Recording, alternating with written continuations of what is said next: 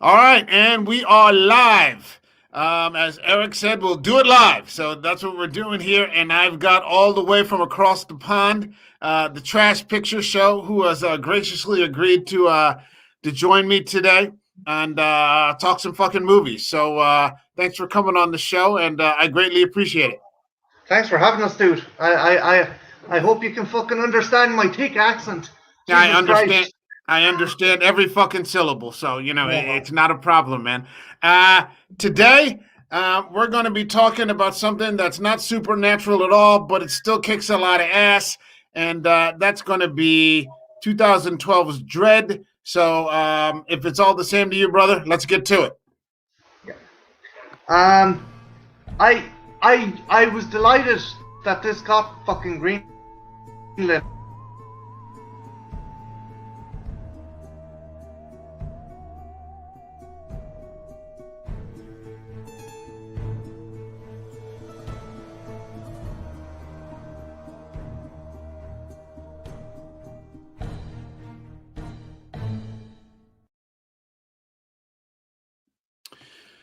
All right, so we're talking fucking Dread from 2012, directed by Pete Travis. I got the Trashed Picture Show here.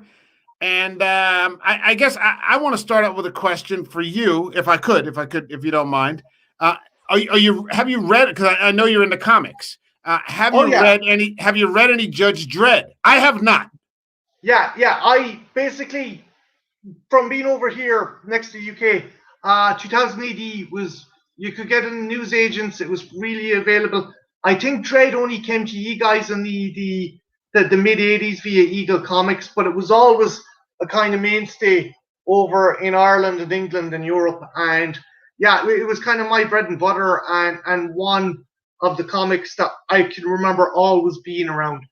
Okay, okay, that's cool. See, um, in my day, it was more the traditional Marvel and DC stuff, and I didn't have anybody exposing me to the independent, sort of comics that were, outside the shit that you're seeing on Disney nowadays. It wasn't until Yeah. much later that I started to get exposed to like Vertigo or Dark Horse or people that were coming out, some of the Alan Moore type shit. That didn't happen until later on, but that's cool because now I can ask you if you feel that this is an authentic representation of what you were reading. Yeah, most definitely. The thing is, Judge Dredd's been around for 50 years. It came out in the 70s. John Wagner created it in the 70s. Big byproduct of Thatcher era, the cops beating up punks, beating up coal miners. Probably fairly relevant as it is today now. But yeah, it's Dredd. Dredd has always been kind of a mainstay where a lot of characters have kind of changed and evolved. The character of Dredd has always been, the law is above everything else, even his own life, even his own friendships, everything is he is laser focused on the law, and that's the one character trait that never changes. You see little changes in the likes of Batman and Punisher, in Spider-Man, that character, and he ages in real time. He is currently like in his 60s, and he has always remained focused on the law, and I think this movie captures that fantastically. All right, so hold on real quick. We got a couple of comments here, and we got Eric here in the house, and he says, I've always compared Carl Urban to Gary Oldman. The man can make any role great, be it Lord of the Rings, Star Trek, or even Marvel movies. He's an amazing Dread, and I liked him a lot too, and we're going to talk about that in a little bit. And then we got Trenchy in the house. He's like, hey, what's up? Awesome film. Absolutely. And, just him and Eric saying hi to each other. This is an interesting dynamic. I mean, we look at the introduction. He's the judge, he's the jury, he's the executioner. We're in an irradiated future. We haven't looked, and from 2012, by 2012 we had sort of moved away from the post-nuclear, sort of scenarios that were popular in the 80s with like Mad Max in the Road Warrior and these, apocalyptic sort of wastelands. So to see it again in 2012, at least off the top of my head, I was like, oh, okay, we're revisiting this. This is kind of cool. I honestly don't remember all that much about the Judge Dredd with Stallone and Max von Sydow back in the day. Sorry, dude. No, I was going to say, except to say, I felt like we were watching a Stallone movie and not necessarily a Judge Dredd movie. Yeah, like the first off the bat, taking the fucking helmet off was a no-no. Like that's like Batman going around without a cowl. That is like Superman going around without a cape. And yeah, you're dead right. The 1995 movie, I think it was 95, was a Stallone vehicle. True and true. It did capture some elements from the comics, and keep in mind, as I said, comics have been going for 50 years, so there has been changes to the universe and the artists. So you can say that while the 1995 movie had one style and this movie had its own style, they both had the Judge Dredd style, but the Achilles heel of the 1995 movie was Stallone. Just that's a given. Yeah, and probably Stallone maybe at his peak, he hadn't quite hit the diminishing, the point of diminishing returns yet. So you're looking at Stallone, whereas in this movie, we're looking at Judge Dredd. I'm not, checking out Karl Urban. I'm actually watching Judge Dredd. And the fact that he never removed the helmet, I think really had a really positive impact on the film, because you're not distracted by a face. Yeah. He completely remains within character the entire time. Yeah, it's not his name. It's not his name on the marquee that's selling it. He isn't even that big of a name, and that's what helped. Like you're not thinking fucking it's a Karl Urban movie. Oh, this is a fucking Judge Dredd movie. Yeah, and I think we would have known Karl Urban by then, probably from Lord of the Rings.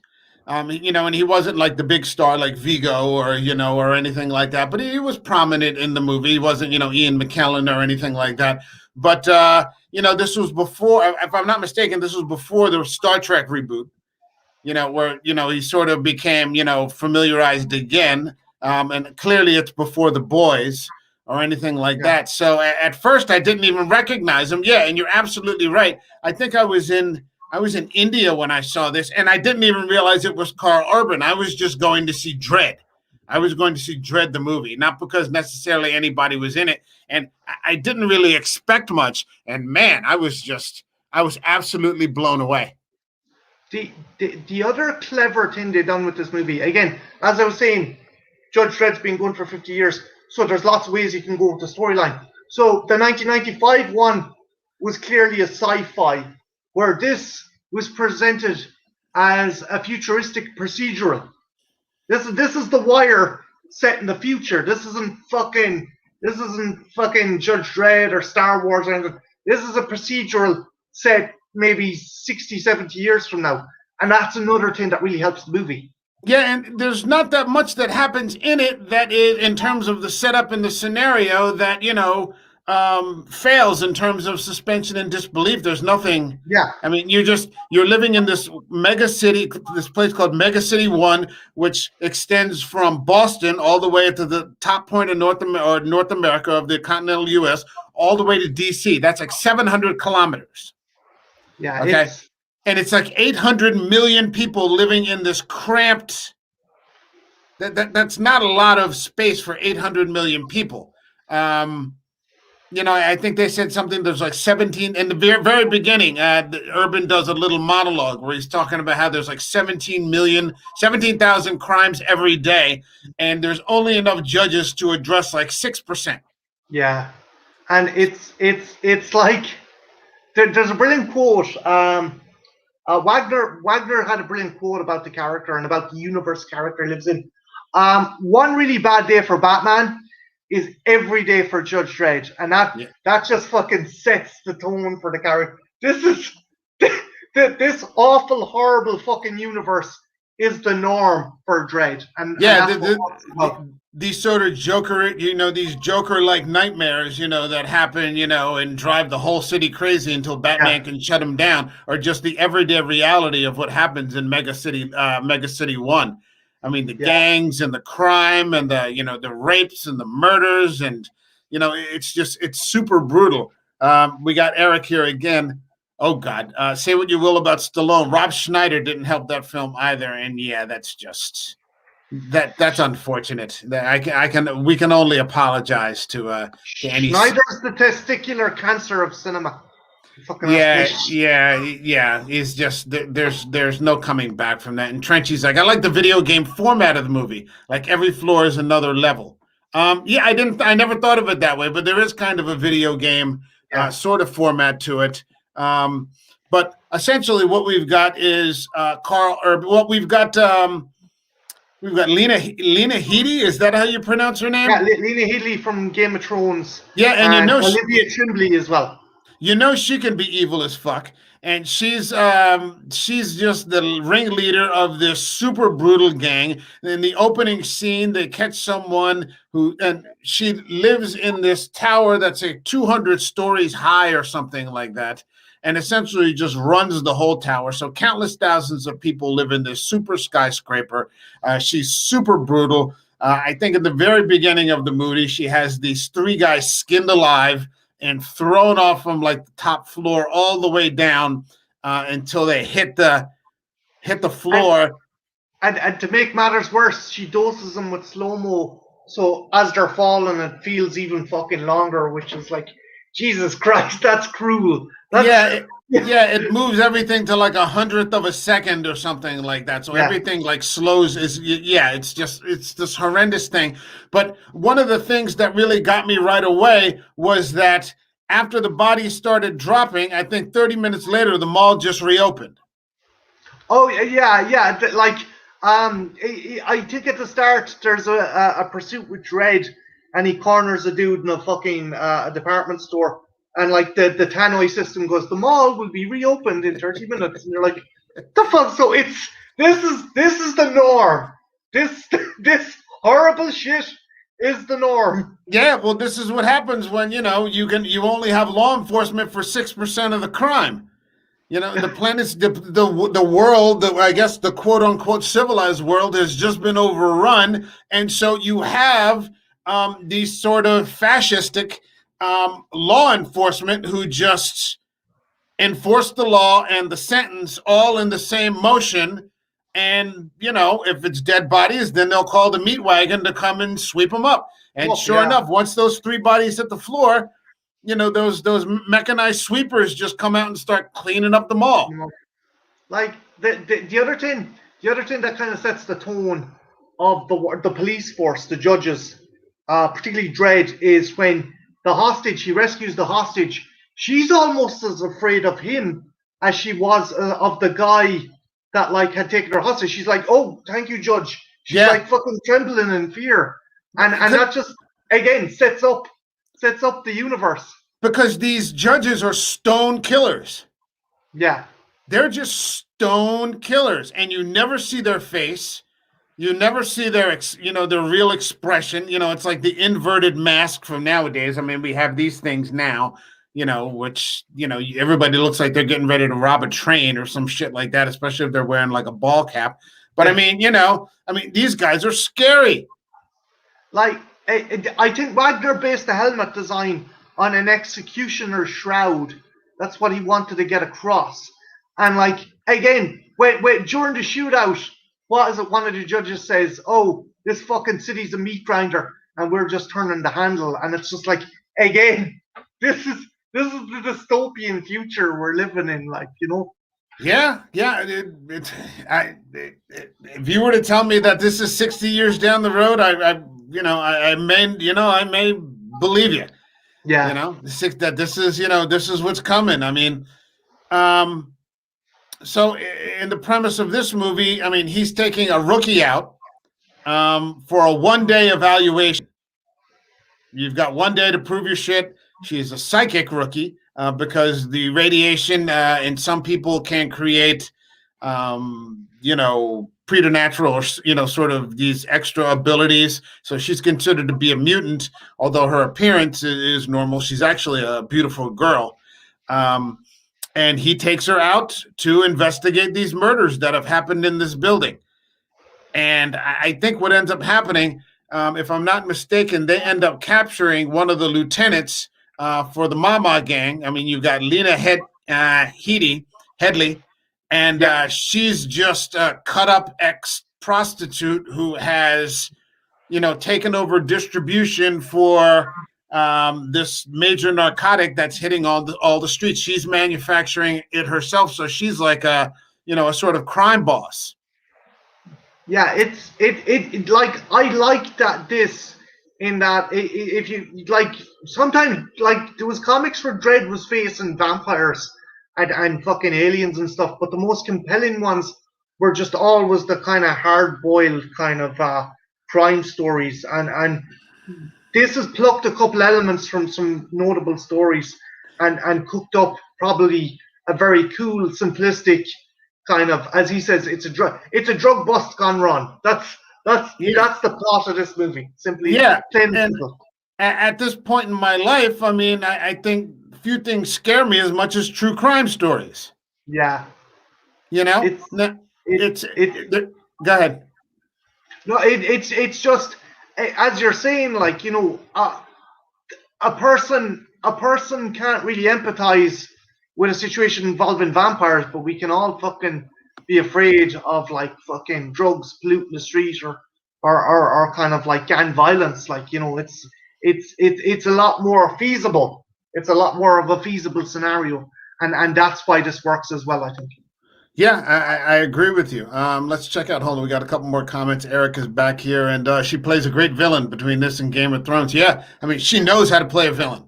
She has that down pat. And Trenchy says, Stallone Dredd movie reminds me of the Dolph Lundgren Punisher movie. Oh, God. Oh, yeah, that was really, really bad. It seems they care more about getting a big-name action star than capturing the character and being faithful to the character. Back then, I'm trying to think. I don't think that they were taking any sort of comic movies very seriously at all back then.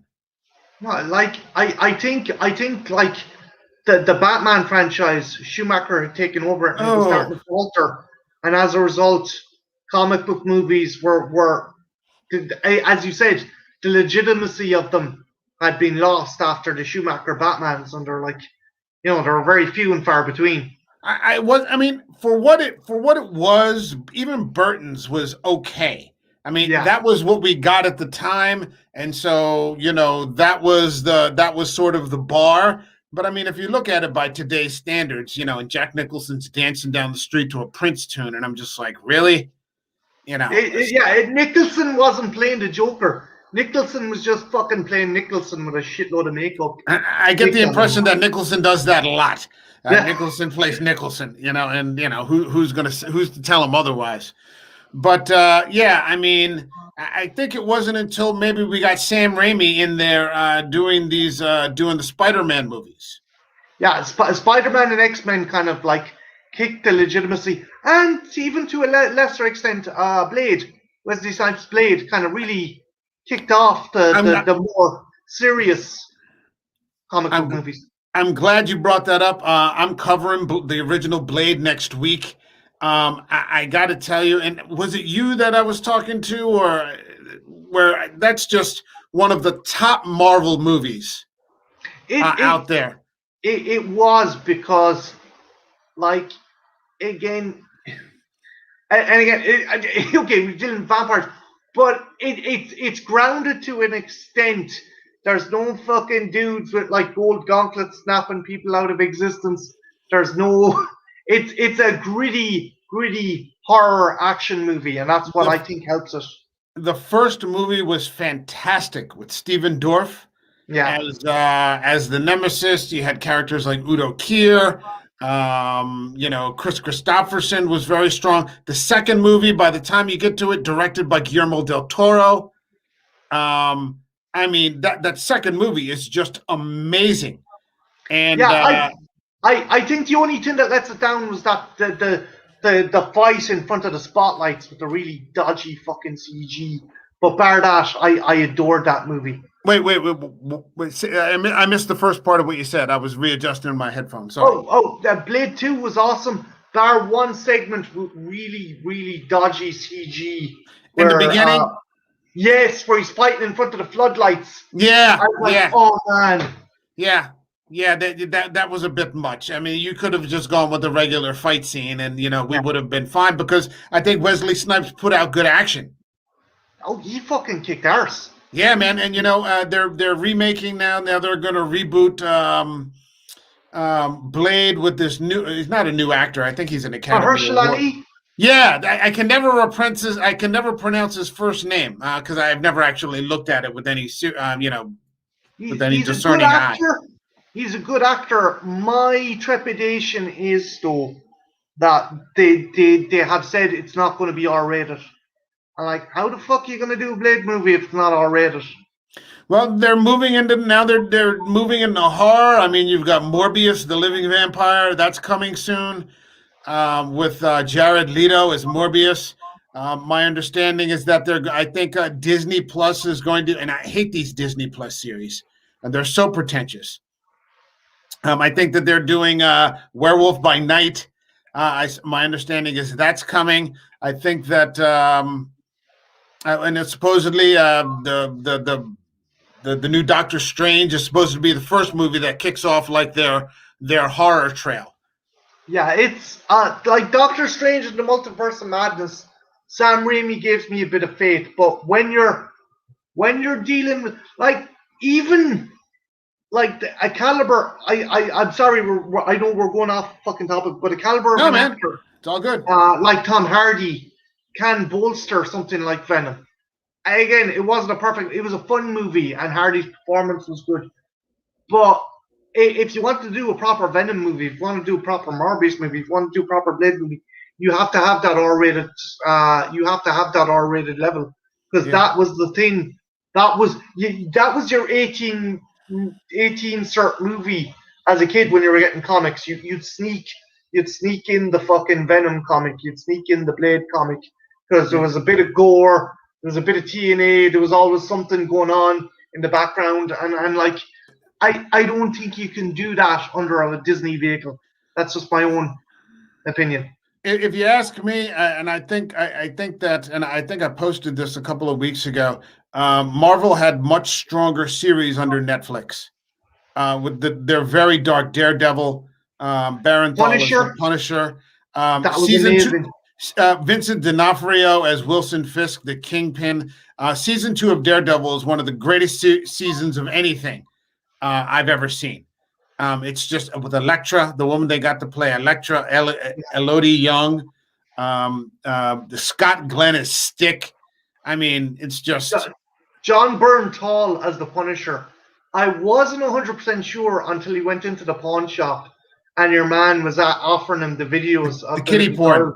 And he locked the door and grabbed the bat and like, yeah, that's my Frank Castle. Yeah. Barenthal always played a savage. I mean, I've known him since the first couple seasons of The Walking Dead, and he was half a savage then. Yeah. Okay, hold on. Let's look at some comments here. Oh, Eric, Blade Trinity. Blade is no longer the main character. Shaking my head, took a backseat to Ryan Reynolds of all people. And I've heard people say that. That they kind of put Ryan Reynolds and Jessica Biel on the posters. Like Wesley Snipes was really up in arms about it because he was no longer the main character of the story. I've heard that story. I've heard that before. I had heard that they wanted to use that movie as a springboard for. I think the team was called the Night Stalkers or the Blood Pack or something like that. They were a team of vampire hunters from the comics, and that was supposed to spin off, and that's why they wanted. I even heard a story where Snipes was so annoyed he refused to close his eyes when he was on the fucking mortuary slab. So they CG'd closed eyes over his. It's like, what the fuck? I would have loved to have seen him come back. And in fact, there were some rumors. Actually, he spoke about it. John Boyega was initially going to they were looking at him for reprising the role, but he said he felt that the role was Wesley's. He would never take it unless Wesley gave him his blessing. And then I guess they went right around Boyega and got the guy that they got now. Yeah. Trenchy says the fight scene in Blade 2 where he comes out of the blood is fantastic. One of my favorite movie fight scenes. Yeah, it's good stuff, man. Werewolf by Night and Moon Knight better be R. Blade should be as well. Hey, we agree. No idea. Yeah. And okay. Jessica Jones, season 1. Yeah, I mean, see, this is where Netflix had powerful Marvel content, and instead, it turned into this pretentious bullshit, preachy. Like I hated WandaVision. I don't want to watch 50 sitcoms. Just give me the skinny. I think you can do a good comic book movie or a good comic book story. This even being an example, without pandering or without being pretentious. But movies and shows like the Disney Plus Marvel shows feel like they were done by a group of guys in a boardroom. We need to tick this box, this box, this box, and we need to get this demographic, this demographic, this demographic, and it's disingenuous. Look what they did to Star Wars. Disingenuous. Look what they did to Star Wars. Yeah. That Last Jedi just made me want to. It makes you want to throw your socks at the television. Fucking throw a glass at the fucking television. Be gone. Maybe this will be a whole new branch for me. I'm just gonna pick movies just a fucking bag. I'm just gonna go right the fuck at it wholehearted. What the first of all, I could see that could be my introductory statement to every one of these movies. First of all, what the fuck? I could see it right now. All right, so wait, let's get back to some. Let's get back to some Dread. Yeah, we're gonna turn into Dreads. We're gonna get some masks, and just go out there and All right, so you mentioned The Wire, that this is like The Wire of the future, and it's ironic because they bring in the great Wood Harris. Yeah, he's awesome in it. Wood Harris is always awesome, and we don't see him nearly enough. Idris Elba seems to have gotten the push, but Wood Harris, Avon Barksdale, I mean, just one of the great, I think one of the best, one of the most well-written movie television series characters of all time from The Wire. And we barely see him anymore, and it's a real shame. Every time I see, I'm like, shit, it's Wood Harris. All right, this is going to be halfway decent. And I'm never disappointed. He is one of... I saw him was in the Creed movies, right? He was Adonis's trainer. Yeah, he was Duke's son. Yeah, it's like, this guy should be in more fucking stuff. He's not getting half enough stuff he should be in. It's like they picked Idris Elba and just left him behind because Elba was Stringer Bell, remember? Yeah. And they were partners. Now we're talking. No, now we're talking about maybe Stringer Idris Elba. There's always talk that he might be the next James Bond, which I think would be totally fucking cool. I wouldn't have a problem with it at all. But he doesn't want to be the Black Bond, and I think it's indivisible. If you're the first guy, you're going to be the Black Bond. That's just the way it is. I always sorry, I'm going off. But when people say no, you can't, that makes no sense. I always viewed the characters, the name as a call sign. I never viewed it as like the same kind of character, the same nationality. You could just. Yeah, well, apparently in the next movie, the 007 call sign has been given to a black woman. He is James Bond, but it's not a call sign, apparently. It's his real name. But the 007 call sign, as he's retired from MI6, has been designated to someone, has been given to someone else. And it turns out it's a woman. It should be interesting. It should be fucking interesting at least. Is there anybody you'd like to see as while we're here, let's just fucking talk. I mean, is there anybody that you'd like to see as the next Bond? I mean, do you have any particulars? Because this is it for Daniel Craig. Regardless of gender, if I was going to be traditionalist, probably, he might be a bit old, but actor by the name of Clive Owen. Oh yeah, I haven't heard from Clive Owen in a long time. I don't know if he's doing TV series. His King Arthur is one of my favorite. It is my favorite King Arthur. Children of Men. He's fucking fantastic in Children of Men. That's a film that needs more people need to fucking talk about. That's a fantastic movie that doesn't get half enough respect it deserves. He also did one of my favorite Spike Lee movies, Inside Man. He's the bank robber with. It turns out the bank is owned by Nazis. Yeah, Christopher Plummer is the Nazi. Yeah, that's a great movie as well. Yeah, and he goes head to head with Denzel Washington. I mean, what could be better than that? Watching those two go at it. So you think Clive Owen? I'd say Clive Owen. There's other people saying Jude Law, but Jude Law's. Oh no, I wouldn't see that. Nah, he's too small. Yeah. I had a friend of mine. He's talking about Henry Cavill. Could you see that? See, the thing is, when I think of Bond, I think of someone who's suave and kind of mingle. And then when you've got someone like Cavill, who's a big fucking brick shit house of a guy, you're like, how's this guy supposed to fit into a fucking, I don't know, Russian embassy or something like that? I don't know. They gave it a go in one of the Mission Impossible movies, but even then, he looked like a fucking house wearing a fucking suit. Compared to Tom Cruise, who's like 60 and skinny. He's like 150 pounds soaking wet. He's like a rock climber or some shit like that. Yeah, he's a big mountain of a fucking dude. But I mean, it's either that. I figure it's either him or Hardy, or I've heard some people say Hiddleston. Hiddleston does a great miniseries by Jean Le Carre called The Night Manager. Yeah, I seen it, but there's just something about Hiddleston.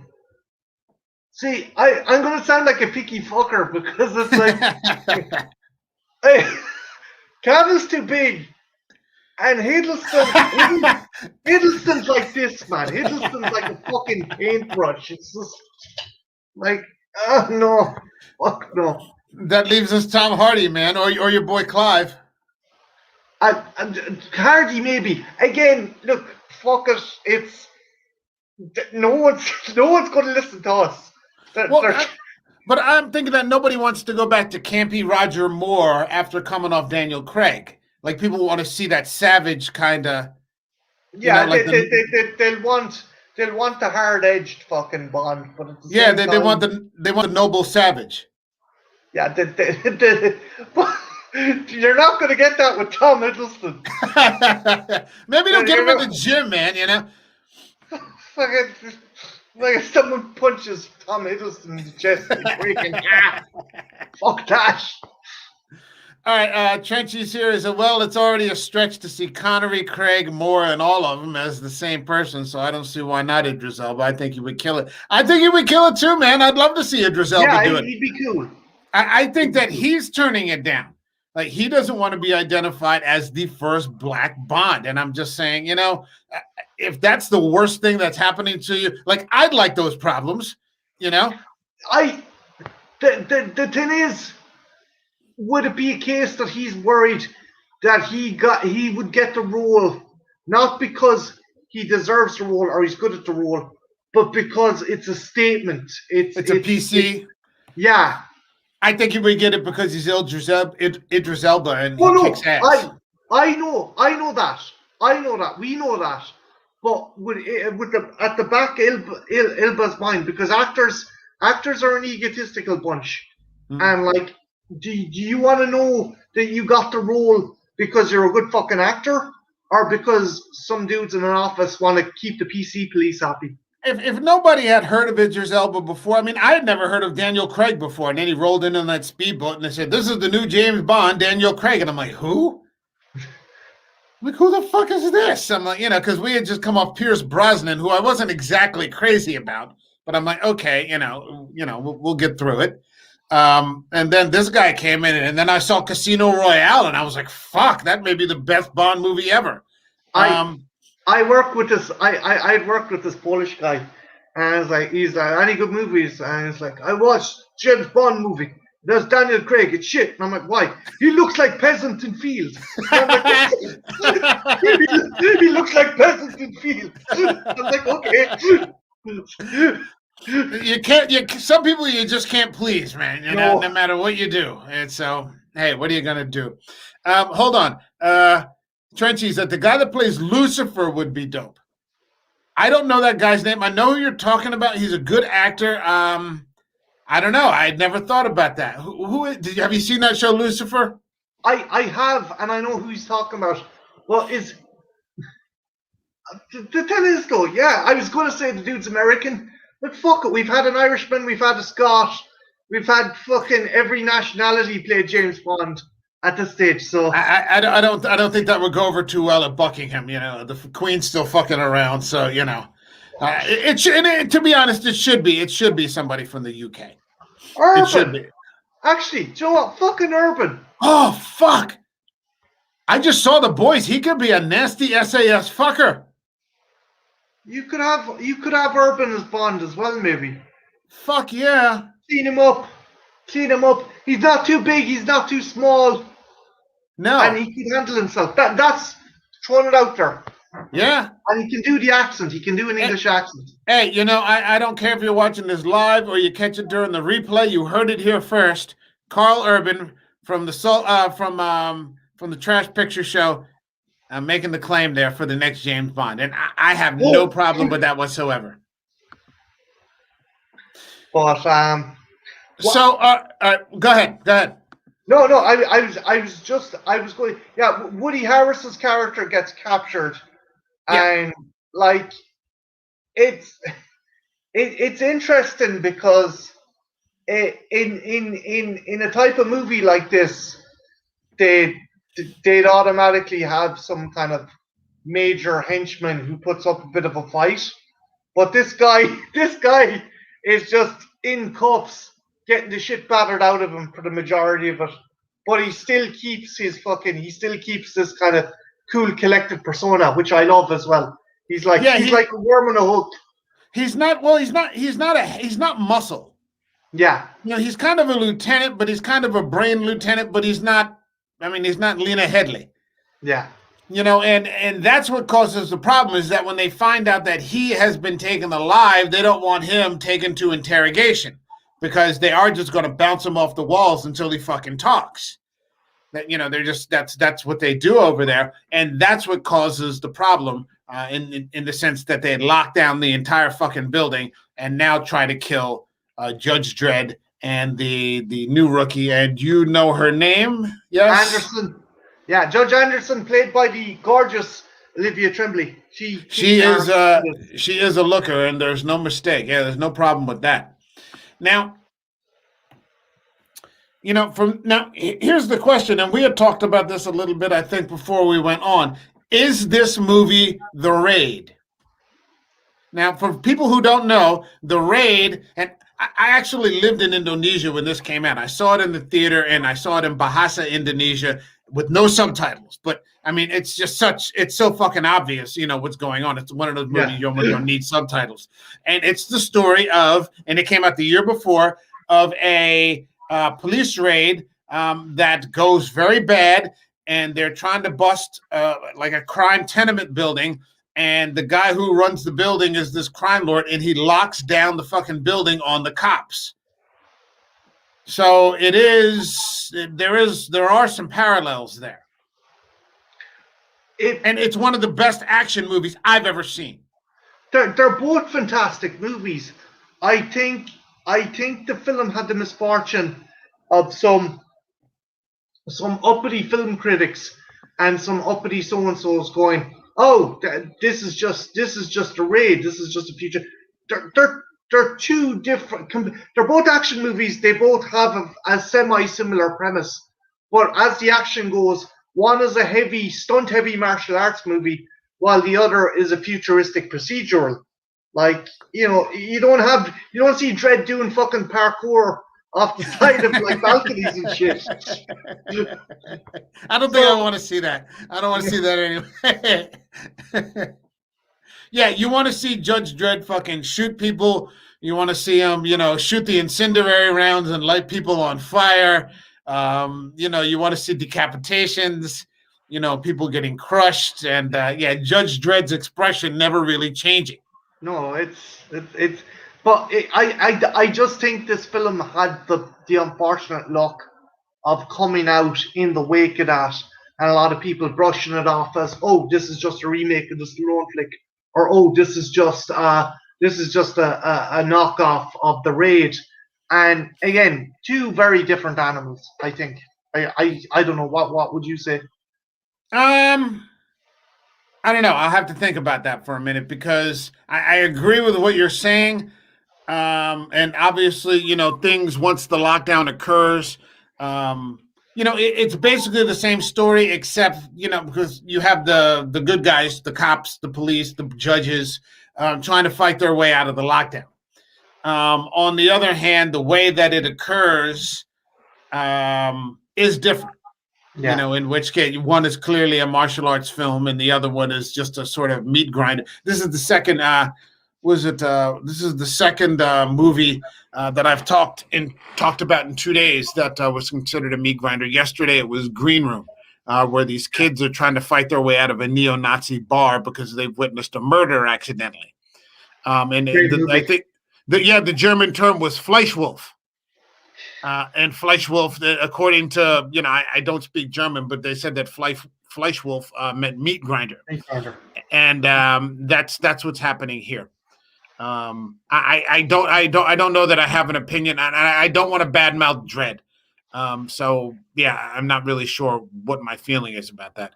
I'll probably have to double back to you on that one somewhere down the road. Eric's here with you, Urban for Bond. So maybe we can get some hashtags up. After the show, we do all our posts from now on with Urban for Bond, and who knows? Look what happened to the Snyder Cut, man. Yeah. Gee, if that sprawling fucking box of shit can get a cut, surely Karl Urban can get a plug as Bond. Well, you got to get like 2% or some. Some sort of fucking role or something, you could be like the new Q or something like that. I don't know, giving him the gadgets or some shit like that because it's your idea. So, fuck. Okay, Trenchy's back. If I was an Irish terrorist and he broke my neck in the first 5 minutes, I'd be fucking happy out. Yeah, I'd be content. Yeah, one of my big dreams in life, and it's not going to happen, I guess, I wanted to be an extra on The Walking Dead, like one of the zombie extras. It's I'm zombie number 6 there with the hat. Oh, cool. Yeah, that'd be no problem. I mean, I would check that off the bucket list. Are they inviting me to the Academy Awards? Fuck no. But I don't watch most of those movies anyway. So I mean, I'm here talking to you about Dredd and Fleischwolf and tomorrow, this and the Wicker Man. I'm not going to hang out with like Judi Dench. That's we're not going to share any tea probably. All right. Karl Urban would kill it. Maybe bring a darker, dirtier side to Bond. Absolutely, man. Oh, and let's do it. Urban for Bond. That's going to be our. We're going to get a wave going. You're going to call your people. I'm going to call my people. We're going to put it all together. And I think that's it. We'll get a call off MGM saying stop calling us. I'm like, okay. Yeah, well, that's how it starts, and hold on, I'm trying to find a picture of him, from The Boys, and just when they start to tell you to leave you alone, that's when you're getting to them. So I think if it comes to that, then we should absolutely persist. Okay, so. We're at the point now where the lockdown's occurring and it's just fucking mayhem. And, I mean, do we have to get into the details? I think there is one key scene in there that I really, really enjoyed. And it was when they pull out the dual miniguns. Oh, yeah. And it just shows the disregard Mama has for the rest of the populace, and how fucking determined she is not to allow the judges to get any kind of intel on Slow-Mo. That was just fucking crazy. Just they're tearing up the entire block with the miniguns. Yeah, I mean, it's funny that we're looking. I guess it could be easy to be critical. I mean, what I'm trying to say is it's easy to see why you need a law enforcement policy like the judges. In the face of people that are just absolutely, monstrous. Yeah, there's similar. When someone can bolt a fucking minigun onto the terrace of an apartment and just start opening fire, okay, we might need something a bit more than a fucking traffic warden down here. Yeah. Well, yeah, I mean, you're not going to call a social worker nowadays like people are calling for. Yeah, we should be unarmed social workers, pulling people over. I'm like, yeah, good luck with that. But I mean, it's just, you see why, the judges kind of are the way that they are. So, yeah, all right, the other thing I liked about that dude was in another movie, in another kind of quote-unquote comic book or fucking futuristic movie, Mama would have had a robot, a mutant, some fucking fantastical weapon. No, it's just 3 fucking miniguns grinding up the apartment. Not to mention, it looks cool. Yeah, like in a universe where we're getting Marvel movies, we're getting Iron Man, all this fantastic shit. Just bad guys with big fucking miniguns. That's still cool. That's a cool scene. Yeah, and probably 100 men, with AKs or shotguns. Yeah. That just, keep the rest of the building in terror. Yeah. So, yeah, I mean, what are you going to tie these people up with, like, court cases? Really? You're going to sit there, you're going to take them to trial or, some bullshit like that? No, I mean, just, do what you got to do. And I love it not because of the miniguns. I love it because the response is that they go back in there and he chucks that fucker right off the balcony in front of her. Yeah, it's just like, fuck you. Yeah. Laser, as I said earlier, laser focused on the law. Dredd doesn't care. Any other sane judge would get the fuck out of there, forget your man. But Dredd, laser focused on the law. Dredd's the kind of guy, if he sees you fucking jaywalking, he'll kneecap you. That's how fucking adamant he is with following the fucking law. Well, remember he sees that homeless man squatting there in the way. He's like, if I see you when you come back here, it's like 3 months in the ISO cubes. That's it. And even the apathetic fucking bum on the street. Thank you, Judge. No, no problem. And he comes back out and he sees the guy. He goes, "What did I tell you? On your feet right now." It's not even like he's not even playing around with any of these people. He is an absolutist. And I don't know. It's an appealing character. He's an anti-hero. He is an anti-hero. Wagner himself said that the only thing stopping the character from being a villain is the law. He's the law. His necessity to adhere to the law, and that's the cool thing. Go ahead. No. It's just in any other day of the week, in any other place, a character like this is a fascist. But when you give him this kind of motivation and just nudge him slightly, you have this very, very cool, rigid anti-hero. Well, I mean, not to mention the fact that, like I said, they've got 17,000 crimes a day, and they can only address 6% of them. Yeah. So that's like, maybe 1,000? 1,000 crimes out of 17,000 every day, so 94% of the crime just goes completely unpunished. So, you can't tie these people up in court, with appeals. But yeah, he's absolutely an absolutist. And I've been having this conversation recently a lot with how effective writers are, especially when it comes to Hollywood, for making people who are actually monsters appear to be very sympathetic. They write them so that you view them in a sympathetic light. And I was thinking, because you mentioned anti-heroes, and I'm like, yeah, that sort of qualifies. There are so many shows nowadays where the people you root for are actually like not good people at all. Yeah, I remember going back to The Sopranos, and it occurred. Did you ever watch The Sopranos? yeah. I did, and they gave Tony the whole fucking the anxiety and the depression to make you kind of get in his corner. Yeah, I mean, I think I was sick maybe 20 years ago with like a flu, and I had a fever, and it's one of those ones like I'm not getting out of bed this weekend. It's one of those deals. And I watched like 3 or 4 consecutive episodes, and I realized by not watching them one a week every Sunday that everybody in this show is a monster. Yeah, I'm like, oh my God. Even Carmela, who's Oh, willing yeah. to kind of overlook all the shit, and she pretends to be this holier than thou housewife. No, they're beasts. And, that goes all the way up to like now. There's this show called Mayans MC, Motorcycle Club, which is like the spinoff from like Sons of Anarchy. Yeah. And I was watching it. It's a Mexican motorcycle club. And I remember watching it, and I'm seeing by the end of the first season, I'm rooting against the United States government, which is always fashionable. And instead, I'm rooting for the drug cartels and the fucking Zapatista communists. And I'm like, wait, what the hell am I doing here? So the way that I think what typically happens in terms of stories involving anti-heroes and things like that is that you find people, you find a way, one, to make them sympathetic, usually by lining them up against somebody who's worse. Oh, yeah, that's Garth Ennis. Garth Ennis wrote some of the best Punisher comics out there. Fantastic stuff.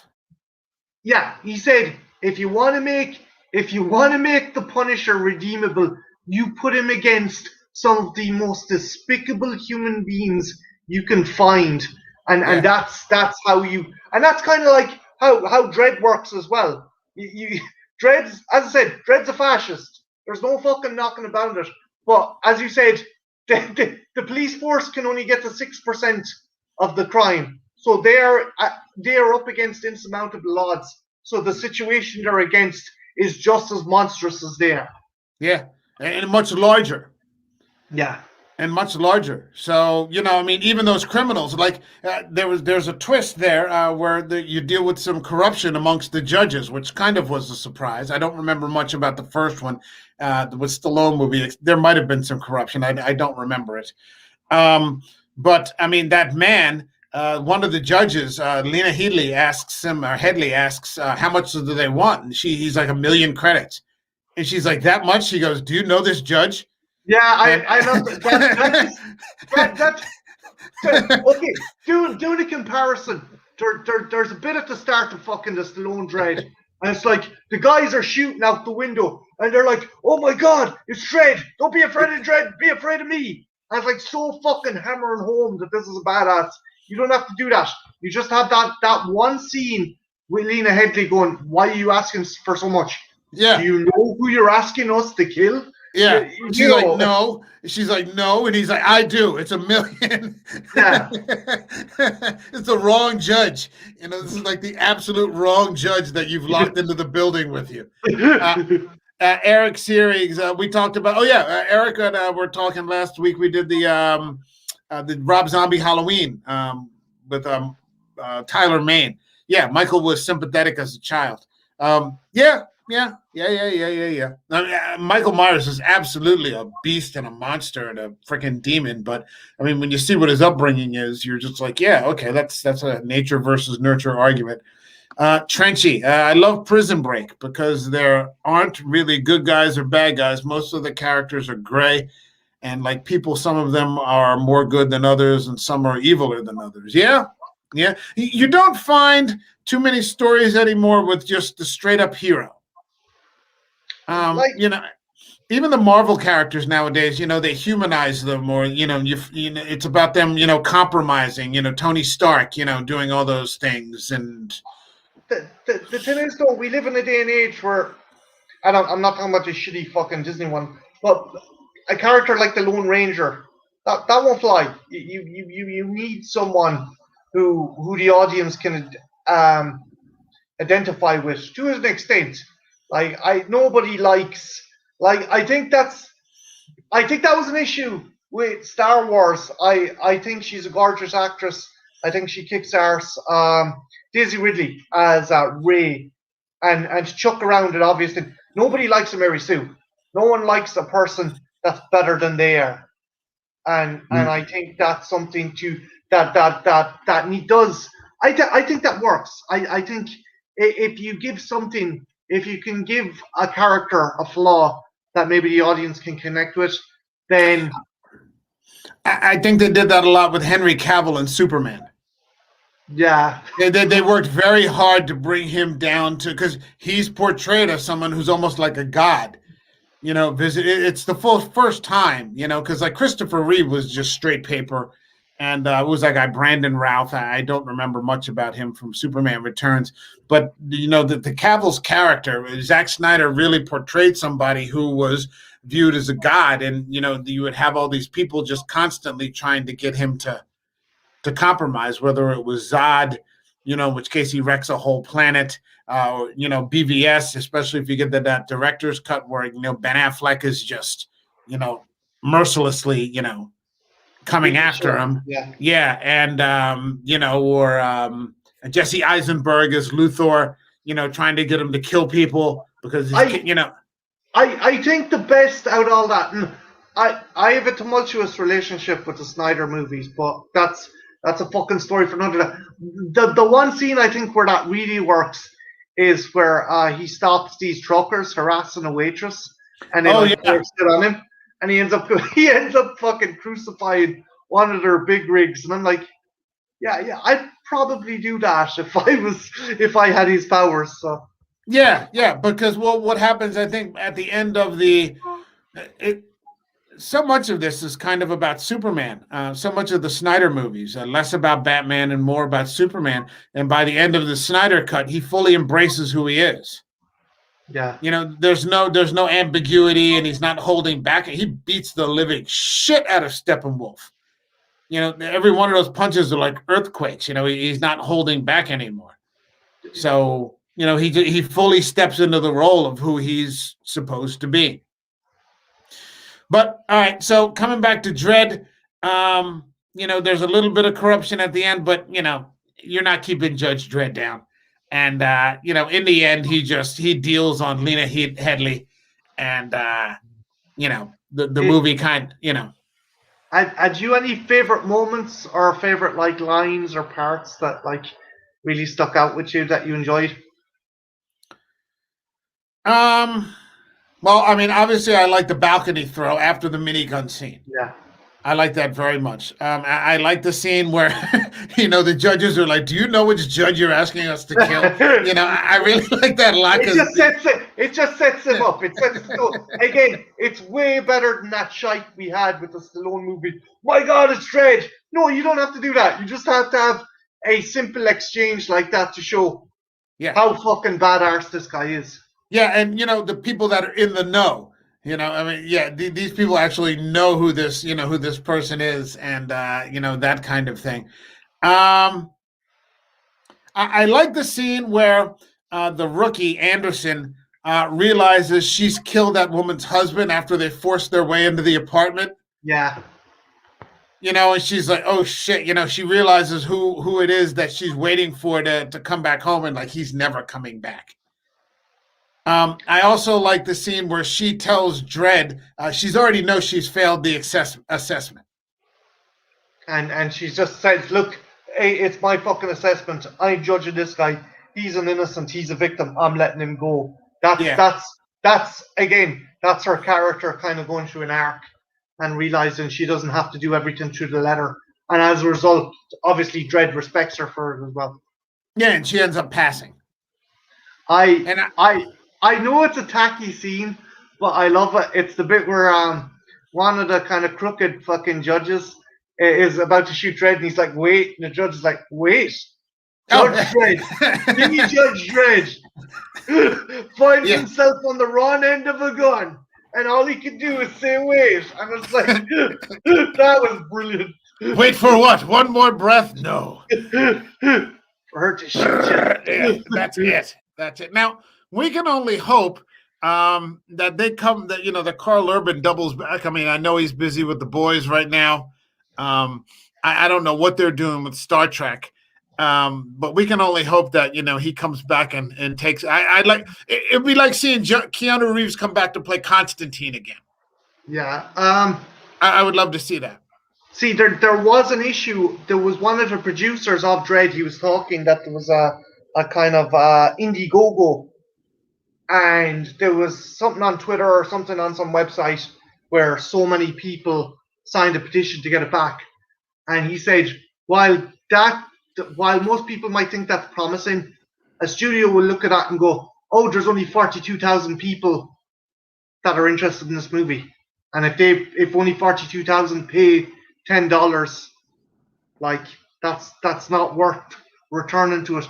But maybe, and I genuinely think that this would suit, if they kept the style and the tone, this would suit as a Netflix show, as a procedural, a futuristic. Again, keep the futuristic procedural, keep it grounded. Yeah. If you want to introduce some characters, more characters from the comics, there are grounded characters. You got like assassins like Sinister Dexter. You got a bunch of other characters who aren't fucking cyborgs, who aren't mutants, who aren't like fucking over the top kind of guys you'd find in fucking Mortal Kombat. Have them in it. Yeah, I mean, if you talk about characters like you see in like Bullseye in season 3 of Daredevil. Yeah. That guy was a scary fucking guy. When you just hear his thoughts and it was just like a hornet's nest. Yeah. You're like, oh, this guy is fucking touched, man. Holy shit. Hold on, Eric's here. It's been a great stream. Yeah, it has. It's been a good conversation. This has been very cool. So, yeah, definitely. It's good crack. Trenchy, I like Keanu, but I can't see anyone else but Matt Ryan as Constantine now, but I hope Reeves will do a good job. I liked that Matt Ryan as Constantine.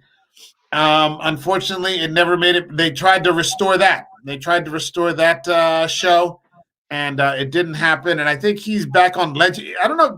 Legends of Tomorrow. He's jumping into other shows. And maybe he might get back in, but I do know they're rebooting Reeves's Constantine for the Snyderverse. Well, I liked Legends of Tomorrow, those first 2 seasons. I stopped following it after that, but I liked that show. I thought it was okay. Even that guy who played Lucifer, the character, he played the character Lucifer, I think, in Legends of Tomorrow. There's a scene there where he runs into Constantine. I would love to see a crossover show with the two of them. The thing was, I was into the Arrowverse for a while. Same here. But then I watched Daredevil, and it was like going back drinking Coors Light after you had Sauvignon Blanc. You just can't go back to drinking the shitty beer after you drank the fucking good shit. Yeah. No, I absolutely hear what you're saying. That raised the bar, and then they fucking lowered it again with this pretentious Disney horseshit. All right, Trenchy's like, Legends is fun. Absolutely. I haven't watched it in a while. I don't know if I'm going to get back to it. But, there's not much. If anything, I might try to check out this new thing that Star Wars has, The Bad Batch. But otherwise, I mean, I've got enough movies to catch up on it just for upcoming shows. So it seems like, most of the time I'm up to my neck in horror movies. So I'm a bit fucking disgusted with Batwoman. I don't know. They're bringing back the character of Cassandra Cain. Okay. And bringing her back as Batwoman. They're replacing the actress. Obviously, Ruby Rose is not doing well. And I'm like, that's kind of shitty because you made a big fucking song and dance. And I'm not the biggest PC fucking policeman in the world, but you took the time to get a new Batwoman who is African American, and now you're switching her out for a fucking white chick again. I haven't followed any of that, so I know nothing. I know nothing about this. It's kind of shitty. Now maybe they'll be working in conjunction with each other, but I'm like, if they do that, that just shows. Because the ratings have dropped, the ratings have plummeted, and that just shows that they don't give a shit about like fucking equal rights or whatever the fuck. It's all about Wonga. Yeah, capitalism is funding this bullshit ass revolution anyway. So I mean, you know.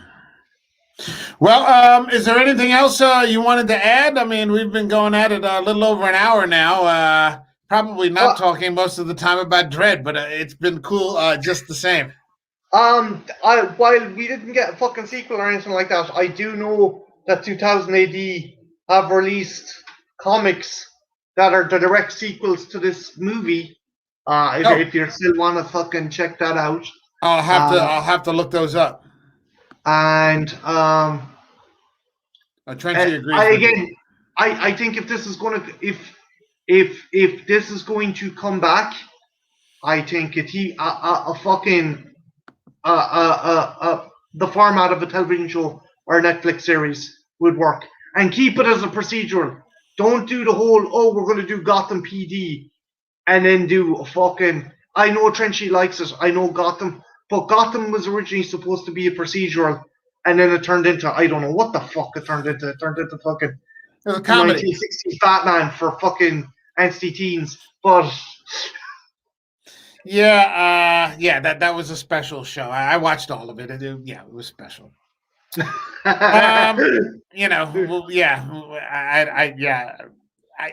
I did not enjoy it, but I mean, I could, No, I'm not shitting on it totally. I liked some aspects. No, same here. But you gotta admit, by the end of it, it had lost the fucking run of itself altogether. Yeah, it kind of lost the plot. Fuck. All right, man. Well, I certainly appreciate. I have enjoyed the shit out of this conversation. I definitely like to do a team up. A comic book team up again, limited run, but that's what makes it good. Yeah, I no argument here. So let's we keep in touch. So we'll set up something again real soon, and we'll get back at it. Cool beans, dude. Cool beans. All right, brother. You have a good night, everybody out there. This is the American Werewolf in New Jersey, the Trash Picture Show. If you catch this replay, leave a comment, like, subscribe, all that good stuff. And that's it for us. All right, nighty night.